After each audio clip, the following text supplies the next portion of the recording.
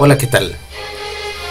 Vamos a hablar un poco acerca de la llamada Escuela de Atenas, en nuestro recorrido en el cual vamos revisando algunas nociones propias de la filosofía, especialmente nociones generales que nos habrán de auxiliar en el nivel bachillerato para hacer frente al nivel profesional en cualquiera de las disciplinas, áreas o ciencias a las que vayamos a incursionar.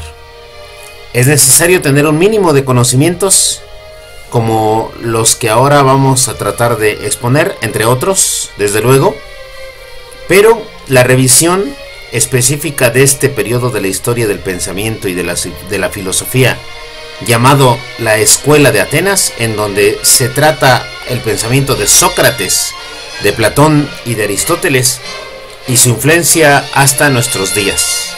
Así que, comenzamos.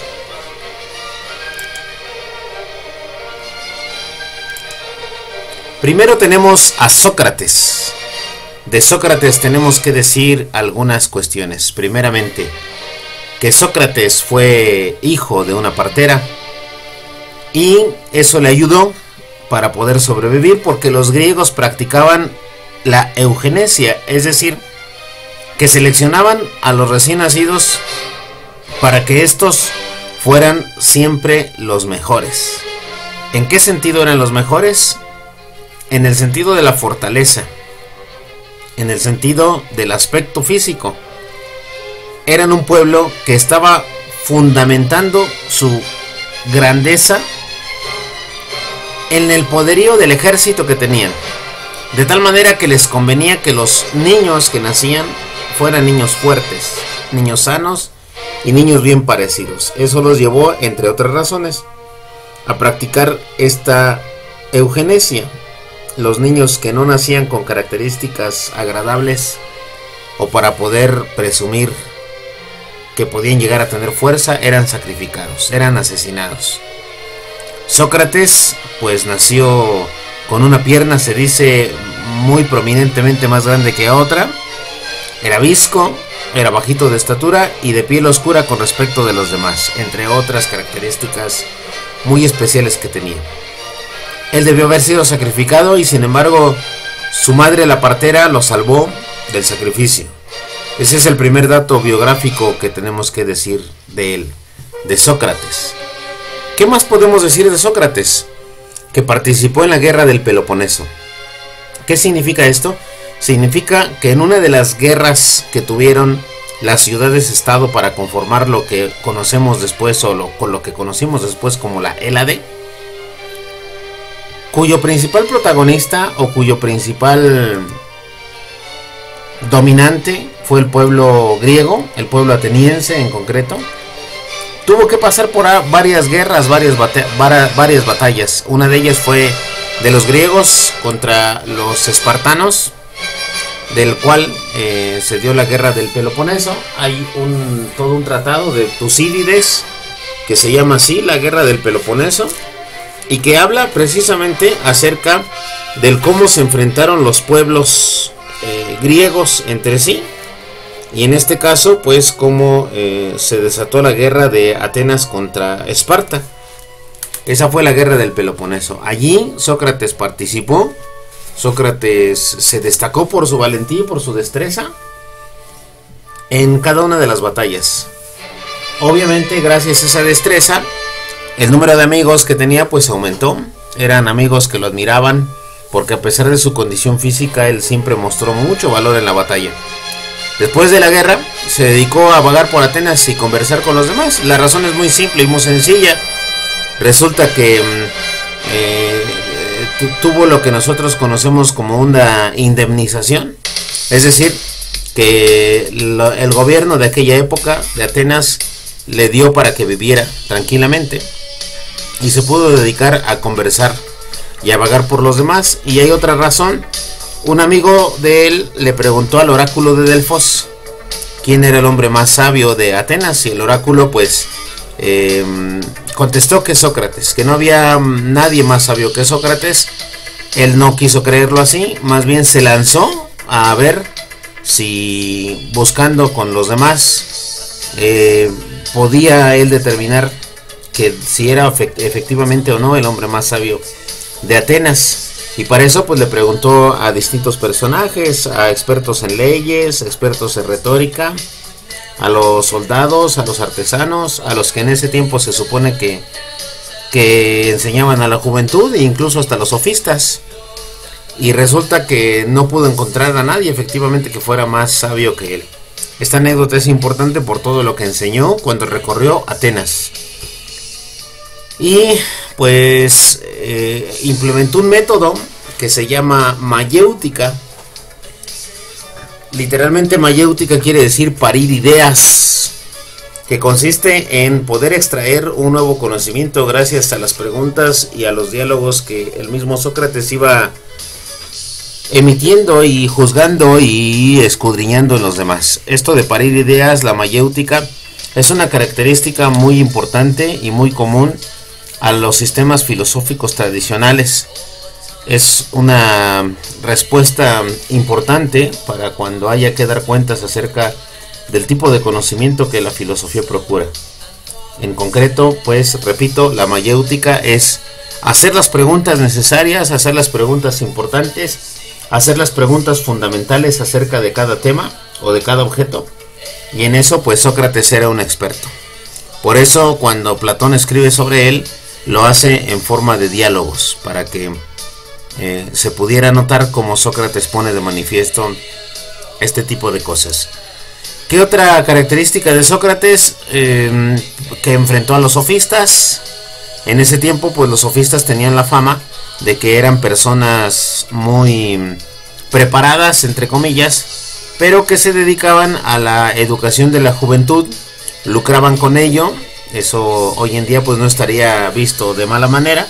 Lo malo de aquel tiempo es que el lucro que ellos tenían o que ellos procuraban era un lucro un tanto perverso, porque se aprovechaban, dice, de la juventud, y en realidad pues no les enseñaban muchas cosas. En realidad los jóvenes solamente seguían a los sofistas pues porque, entre otras cosas, los sofistas tenían una especie de magia, así como para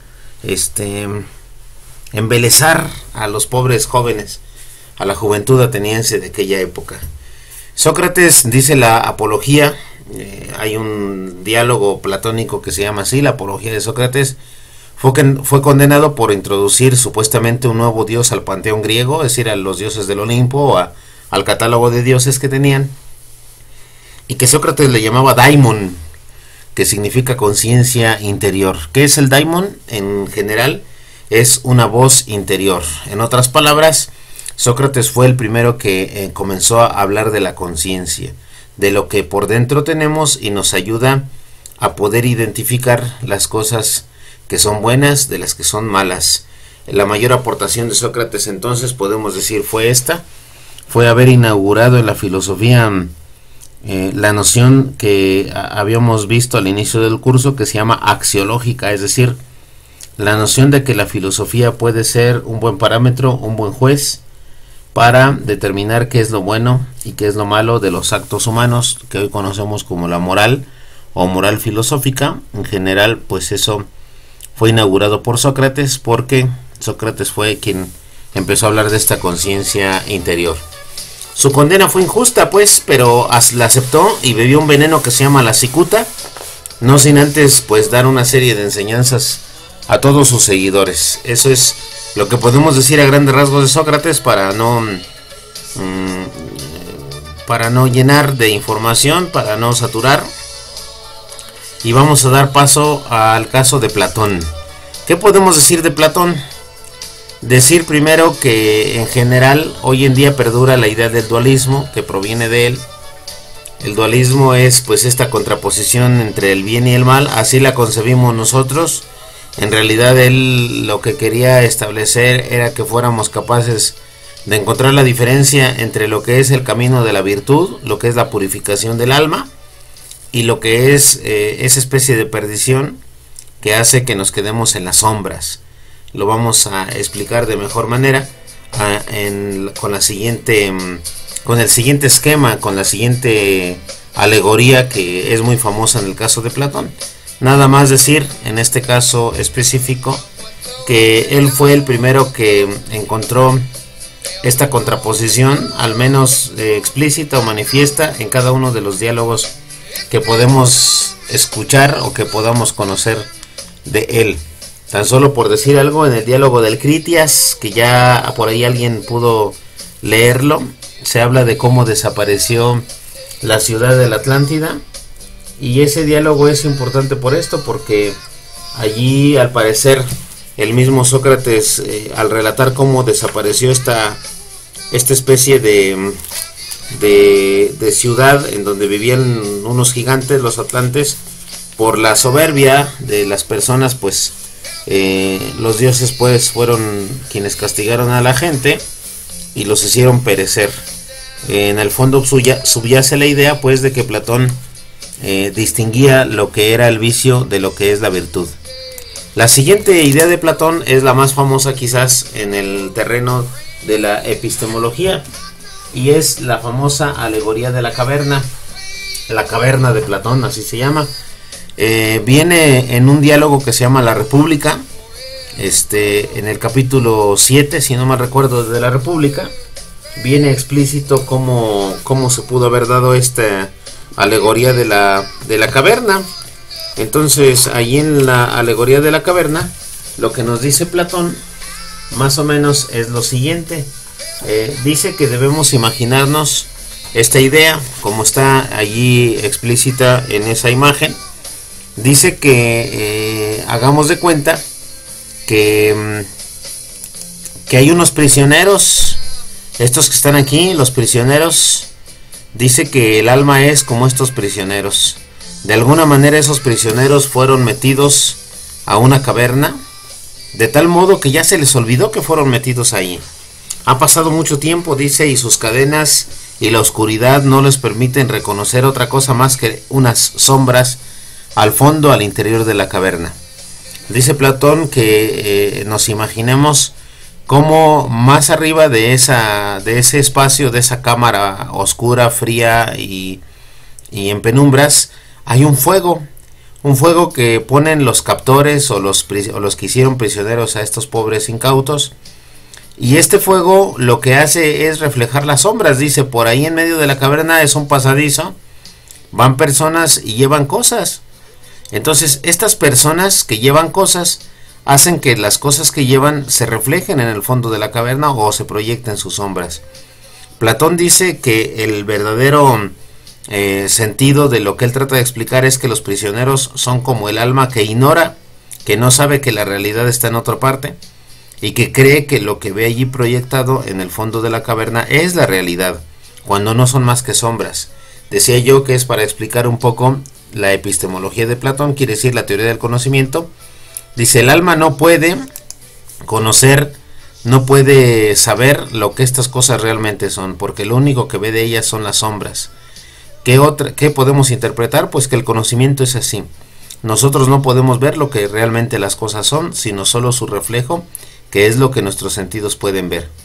Dice Platón, pero ¿qué pasaría si uno de estos prisioneros se liberara y fuera a donde está la otra parte de la caverna?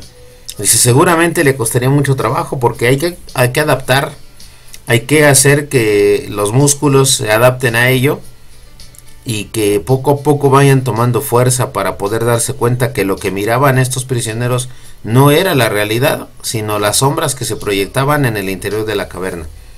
Dice Platón, ¿y qué pasaría si el prisionero, ya habiéndose entrenado, pudiera salir de la caverna y se diera cuenta que afuera de la caverna está la verdadera realidad? Las cosas tal como son, con el día esplendoroso. Dice, a lo mejor al principio le costaría trabajo a esa persona porque quedaría como ciego de tanta luz, pero se daría cuenta que hay algo ahí que no sabía, que no conocía. Entonces, esta interpretación es una interpretación epistemológica por lo siguiente.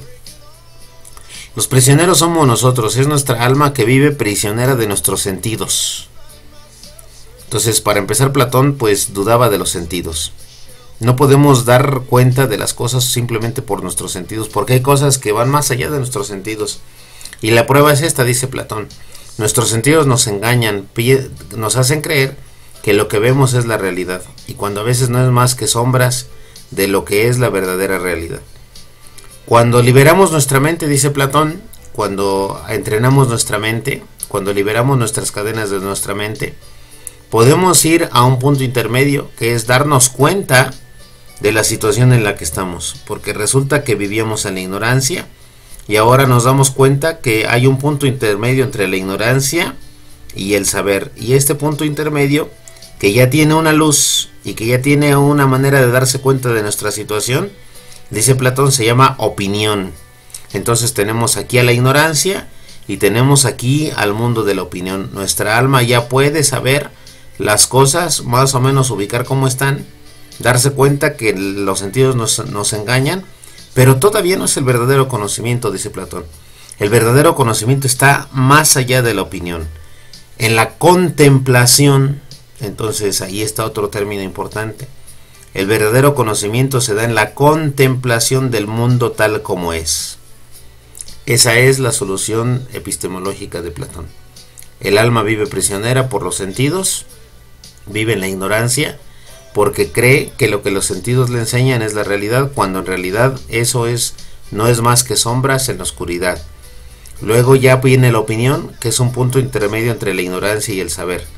Y esta opinión sí nos da cuenta de nuestro mal que tenemos, nuestra situación, pero todavía no es la realidad. La realidad está más allá de los sentidos, está en el mundo de las ideas, es la primera vez que lo digo, y está allá afuera. Es lo que Platón nos viene a traer en lo que se refiere a su epistemología.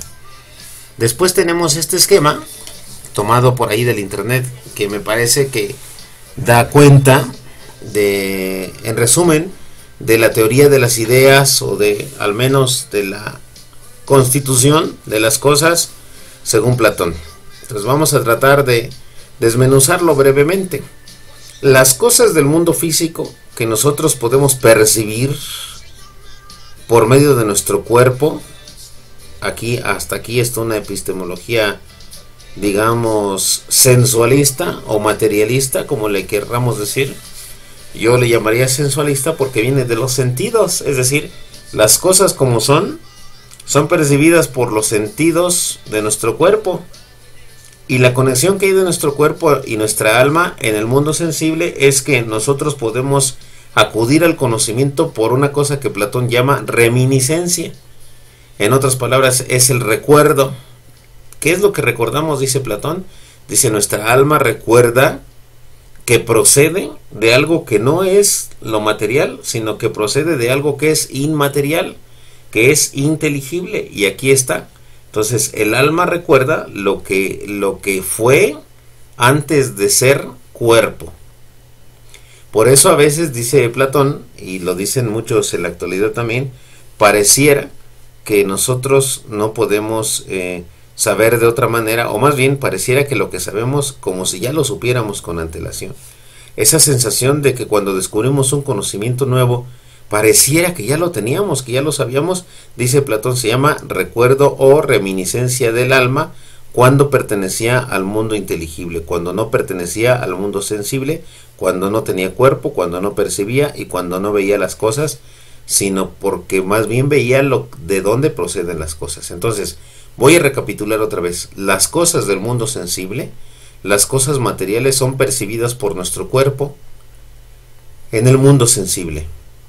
¿Y por qué son percibidas por nuestro cuerpo? Porque tiene la facultad del cuerpo de esa percepción, pero el enlace que el cuerpo hace para el conocimiento lo tiene que hacer por medio del alma. El alma es lo que le otorga al cuerpo la capacidad de darse cuenta que procede de algo, y eso se llama reminiscencia. ¿De dónde procede el conocimiento del alma? Pues de el tiempo en el que el alma no pertenecía al cuerpo, sino que estaba en el mundo inteligible, en el mundo no material, porque el alma no es material. Entonces dice que el alma en el mundo inteligible es la que puede ser capaz de contemplar. Si recuerdan la anterior lámina, es la capacidad de contemplar. Esto no lo otorga, dice Platón, los sentidos meramente, sino el alma. Es decir, que el alma puede salir, puede liberarse de los sentidos y puede salir primero a un punto intermedio y luego a contemplar las cosas como son en sí mismas. Aquí está. Entonces el alma contempla a las cosas como son en sí mismas, que en realidad son las ideas, el mundo de las ideas, el mundo inteligible, el mundo de la intelección, de la inteligencia, el mundo inmaterial, el mundo de donde procede la razón, dice Platón, de donde procede el logos, que es razón. Entonces de ahí viene la contemplación del alma. El alma cuando se encarna viene un olvido de lo que era acá, y el alma unida al cuerpo ahora depende de la percepción de las cosas, que eventualmente podrá volver a conocer si encuentra esta reminiscencia de otro tiempo cuando el alma era inmaterial y participaba del mundo de las ideas. Ahora, ¿cómo explica Platón que las cosas sean reflejo de las ideas? Porque introduce ya muy tardíamente en sus diálogos ya de madurez, ya de viejito, la idea de que hay un demiurgo, es decir, un personaje divino que le da traducción de las ideas a las cosas y que hace las veces de una especie de creador. Por eso muchos estudiosos de Platón dicen que el demiurgo equivale al dios de los cristianos o al dios creador. Este es el esquema básico y general de las ideas según Platón. Pero no es todo lo que podemos decir de Platón. Platón tiene otra cosa. Platón tiene esto que se llama la teoría de la inmortalidad del alma. Es un dogma de la cristiandad y es propia del platonismo. Entonces, el alma, dice, es inmortal. ¿Qué pruebas tenemos? La primera prueba la pone Platón en un diálogo que se llama el Fedón, y es la prueba de los contrarios. Dice que toda cosa tiene su contraria. Toda cosa tiene su contraria. Eso ya lo habíamos visto desde Pitágoras, cuando encuentra esas dualidades, esas cosas que son contrarias. Y efectivamente, si tú piensas en una cosa, puedes pensar en su contraria. De hecho, hay una corriente filosófica, o muchas corrientes filosóficas, que se encargan de hablar de la esencia a partir de lo que le es contrario. Por ejemplo, si hablamos de la nada, es porque podemos aceptar al ser. Y si hablamos del ser, es que porque podemos contrastarlo con la nada. Es algo muy filosófico. Así cualquiera de las cosas que vemos a nuestro alrededor. Por ejemplo, nosotros podemos decir de alguna cosa que todo tiene su contrario, ¿no? Por ejemplo, color blanco, el negro es su contrario, así lo concebimos. El arriba, su contrario es el abajo, y así cada cosa, lo izquierdo, lo derecho, etcétera, etcétera. La vida, dice Platón, tiene su contraria, que es la muerte. Y como él cree en la reencarnación, y en esto del esquema anterior, decimos que hay una operación intermedia entre ellas mientras se suceden, como cuando uno está despierto o como cuando uno está dormido. Hay un momento justo en el que, si uno está dormido, despierta. Ese momento en el que uno vuelve a la realidad sería ese límite o esa operación intermedia que dice Platón. Entonces, la vigilia y el sueño se suceden, es decir, uno sigue a la otra, primero la vigilia, luego el sueño, luego la vigilia, luego el sueño, se suceden entre sí y son contrarias. Entonces, del mismo modo, de la misma manera como las cosas se suceden, la vigilia y el sueño, también entonces, en este caso, la vida y la muerte, dice, pues se pueden suceder una a la otra.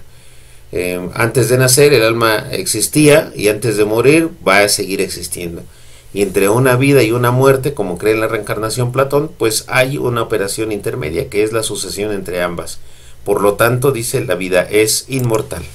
La segunda prueba es la prueba llamada de la reminiscencia. Ya al menos con la pasada lámina que vimos esto, que la reminiscencia es el recuerdo, es el materializarse, o bien darse cuenta de que algún conocimiento pareciera que ya lo teníamos, ¿no?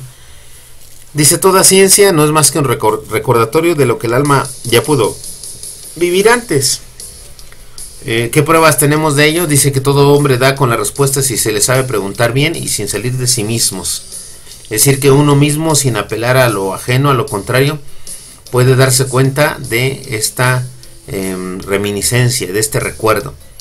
En este sentido, introduce dos conceptos, el concepto de semejanza y el concepto de semejanza.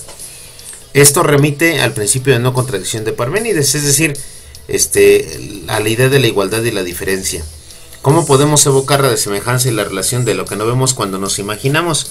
Es una pregunta que Platón se hace y consiste en lo siguiente. Si en este momento yo no estoy mirando un caballo, pero puedo imaginarme un caballo, me estoy imaginando el caballo y no me estoy imaginando un no caballo, es decir, algo que le es diferente, sino lo que es en sí mismo. Entonces, en ese sentido es como Platón dice que cómo podemos evocar la desemejanza y la relación de lo que no vemos cuando nos imaginamos. Por lo tanto, dice que si no vemos esta inmortalidad del alma, no podemos darla por descontado si no la vemos, como si yo en este momento no puedo ver a un caballo. Esa es la idea. Entonces, al nacer se olvida lo pasado del alma y del mundo de las ideas. Y vamos a la siguiente, que es la prueba de la simplicidad. Dice Platón que hay cosas simples y hay cosas compuestas. Las cosas compuestas son todas las que son contingentes, es decir, las que son así pero que pueden ser de otra manera. Entonces tenemos ejemplos en el mundo sensible. Un árbol, allí les estoy presentando una imagen, pero si cerráramos nuestros ojitos y tratáramos de imaginarnos un árbol, a lo mejor no nos imaginamos ese que está ahí, sino la idea de árbol, como nos podemos imaginar la idea de caballo, como nos podemos imaginar la idea de mesa, o como nos podemos imaginar la idea de sala. Entonces dice Platón, la idea de mesa es una en sí misma y puede ser múltiple pensando en una mesa en particular, pero la idea de mesa como tal es una en sí misma y no una mesa en particular, sino la idea de mesa en general. Entonces es la prueba de la simplicidad. Las cosas simples son las que no pueden cambiar nunca, son las que no pueden mudar. Por ejemplo, la idea de la belleza, como ya habíamos asentado en otra clase, la idea del amor, la idea de la vida, la de la bondad, la de la justicia, son conceptos generales, son conceptos que no toleran algo diferente a lo que son en sí mismos.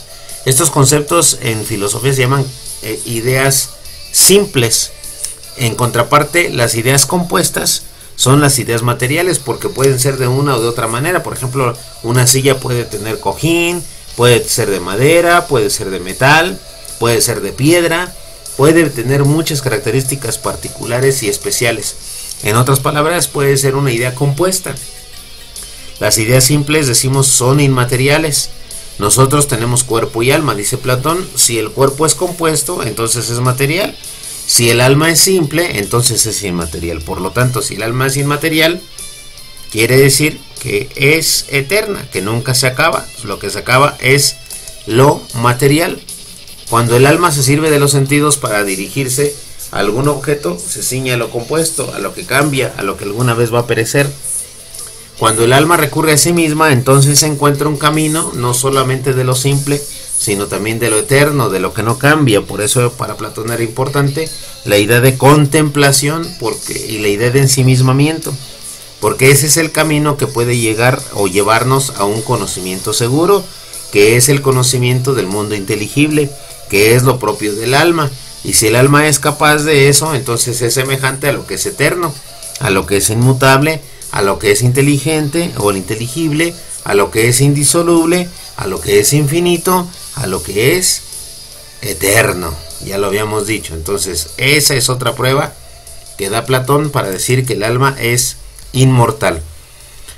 Otra prueba le llama la prueba del principio vital. Dice Platón que si todo tiene su contrario, no puede consentir lo contrario. Por ejemplo, la idea de blanco no es negro, lo blanco no es negro, como lo habíamos dicho con Parménides también en el principio de no contradicción. Lo negro no es blanco, lo blanco no es negro, lo negro no es blanco. Es decir, que nada puede ser su contrario y que todo rechaza la idea de su contrario, porque la única idea posible es la idea de sí mismo. Entonces la idea del par no consiente la idea del impar y así sucesivamente. Entonces no solo lo contrario no consiente a su contrario, sino todo lo que no es sí mismo. Es decir, la idea de computadora no es la idea de libro, la idea de libro no es la idea de mesa, la idea de mesa no es la idea de pupitre, la idea de pupitre no es la idea de aula, y así sucesivamente con todos los entes o con todos los objetos del universo. Lo único que consiente a lo que es sí mismo, pues es su idea de sí mismo. Por ejemplo, la idea de vida no consiente la idea de muerte, la idea de vida solamente consiente la idea de vida, no puede consentir su contrario ni cualquier otra cosa que no sea sí misma. Entonces, el entero, como así nos lo dice, como el entero no consiente la idea de las 3/4 partes, las 3/4 partes no consienten la idea del entero, así sucesivamente. ¿Qué sacamos de aquí? Sacamos una conclusión: lo que hace que un cuerpo esté vivo, dice Platón, es el alma.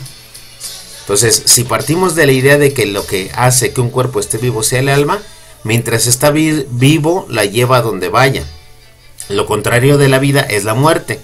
El alma entonces no puede consentir lo que le es contrario, es decir, la muerte. Lo que nunca consiente la muerte, ¿qué es? Lo inmortal. Ergo, o conclusión, el alma es inmortal. Muy larguísimo, pero muy abundante, pero muy fundamental argumento de Platón puede ser motivo también de muchas o de no pocas preguntas en el futuro. Ahora, ¿qué vamos a decir de Aristóteles? De Aristóteles vamos a decir algo muy breve también. Nació en Estagira, en Macedonia, hacia el año 384 y murió en el 322 a.C. Su papi fue médico del rey Amintas III. Este rey Amintas III fue padre de Filipo II y este Filipo II fue padre de Alejandro Magno. Entonces, nada más para que veamos de dónde procede Aristóteles.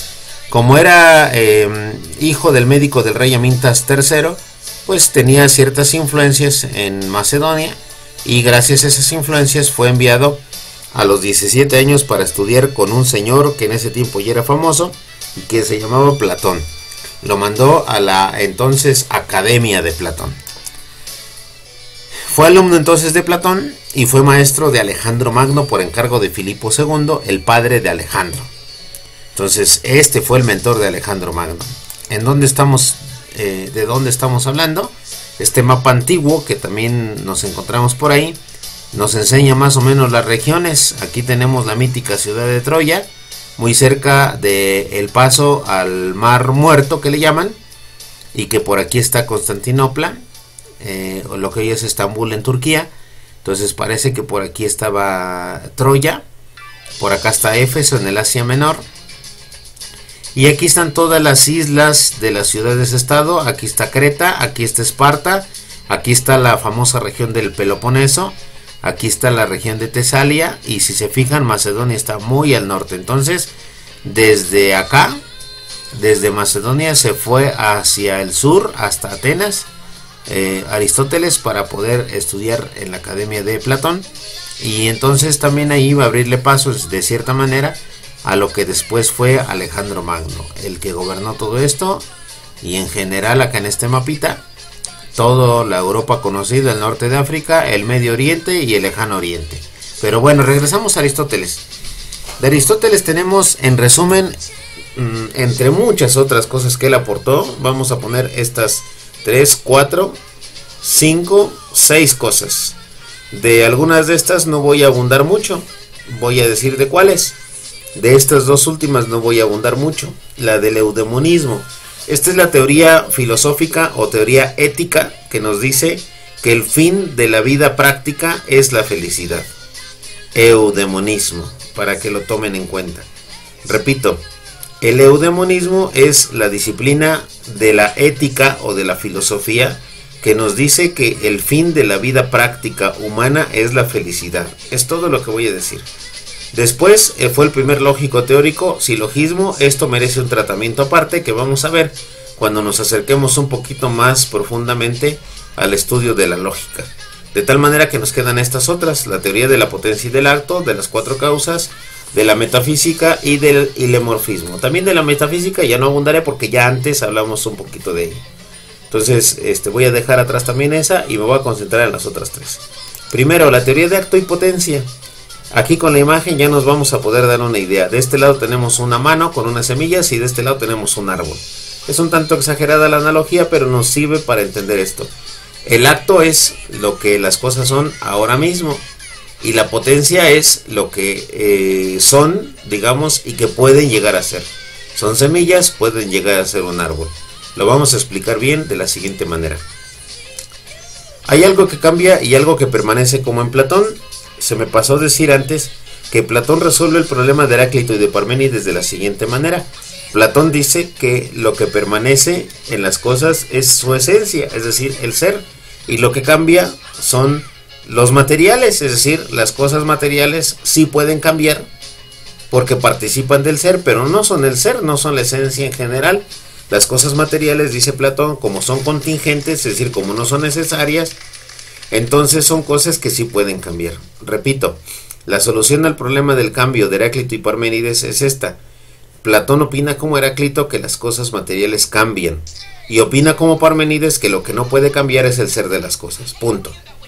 Entonces, eso es lo que podemos decir. Lo que hoy es, será diferente después.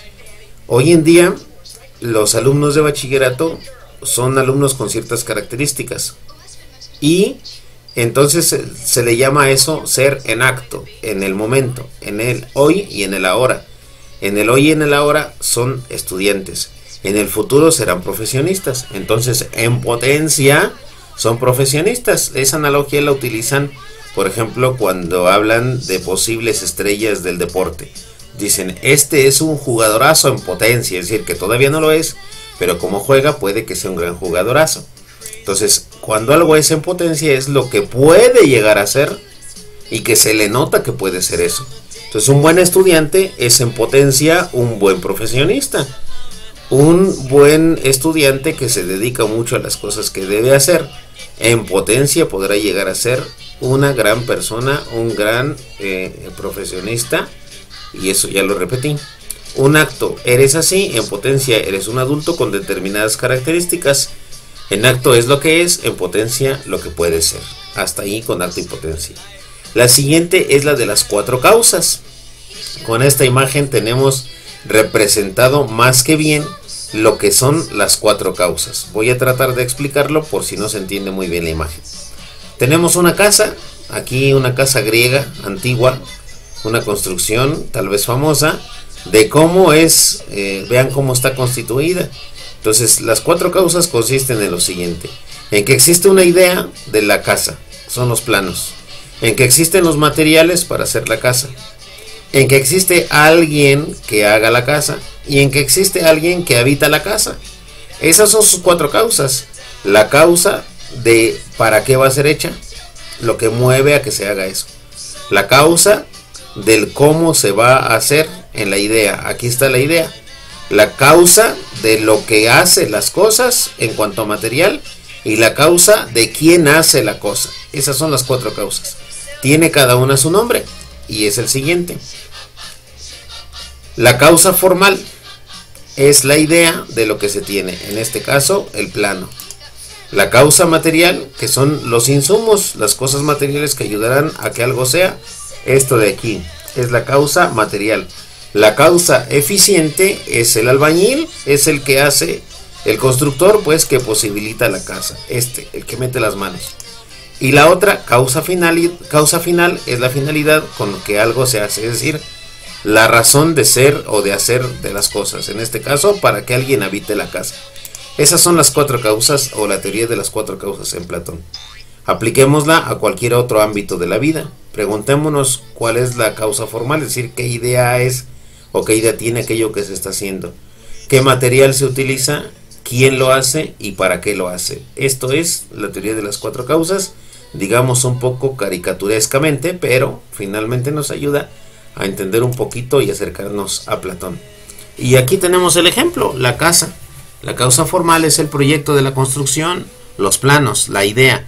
La causa material es el material de la construcción con que se utiliza, la mezcla, el cemento con que se construye, quiero decir, ladrillos, piedras, agua, etc.